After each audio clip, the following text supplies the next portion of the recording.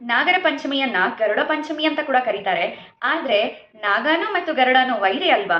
ಎಲ್ರಿಗೂ ನಮಸ್ಕಾರ. I am Jyothi Sachin. Welcome to Dhatri Shloka centre. Shravana ಮಾಸದ ಶುಕ್ಲ ಪಂಚಮಿಯನ್ನ ನಾಗರ ಪಂಚಮಿ ಅಥವಾ ಗರುಡ ಪಂಚಮಿ ಅಂತ ಕರೀತಾರೆ. ಇದೇ ಪಂಚಮಿಯ ತಿಥಿಯಂದು ವಿಷ್ಣುವಿನ ವಾಹನವಾದ ಗರುಡ ಹುಟ್ಟಿದ್ದು. ಸೊ ಹಾಗಾಗಿನೇ ಇದನ್ನ ಗರುಡ ಪಂಚಮಿ ಅಂತ ಕೂಡ ಕರೀತಾರೆ. ಇನ್ನು ಈ ಪಂಚಮಿಯ ದಿನಾನೇ ಆಸ್ತೇಯ ಮಹಾಮುನಿಗಳು ಜನಮೇಜಯ ಮಾಡ್ತಾ ಇದ್ದಂತಹ ಸರ್ಪಸತ್ರ ಯಾಗವನ್ನ ನಿಲ್ಲಿಸ್ತಾರೆ. ಇಡೀ ಸರ್ಪಕುಲವನ್ನ ಕಾಪಾಡ್ತಾರೆ.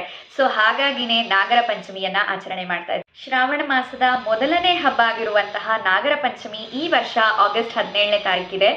ನೀವು ನಿಮ್ಮ ಮನೆಯಲ್ಲಿರುವಂತಹ ನಾಗ ವಿಗ್ರಹಕ್ಕೆ ಅಥವಾ ದೇವಸ್ಥಾನಗಳಲ್ಲಿರುವಂತಹ ನಾಗರ ಕಲ್ಲಿಗೆ ಹಾಲನ್ನ ಅರ್ಪಿಸುವಾಗ ಈ ಶ್ಲೋಕವನ್ನ ಹೇಳಿ.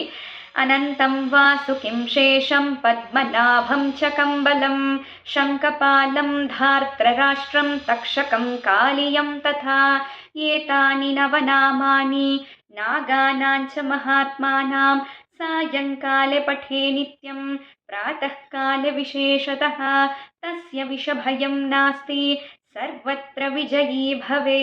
ಹಾಲನ್ನ ಅರ್ಪಿಸಿದಾದ್ಮೇಲೆ ಬಿಳಿ ಅಥವಾ ಹಳದಿ ಹೂವನ್ನ ದೇವರಿಗೆ ಅರ್ಪಿಸಿ. ವಿಡಿಯೋ ಇಷ್ಟ ಆದಲ್ಲಿ ಫಸ್ಟ್ ನಮ್ಮ ಪೇಜ್ನ ಫಾಲೋ ಮಾಡಿ, ಆಮೇಲೆ ಈ ವಿಡಿಯೋನ ಎಲ್ಲರಿಗೂ ತಪ್ಪದೆ ಶೇರ್ ಮಾಡಿ. ಹರಿ ಓಂ.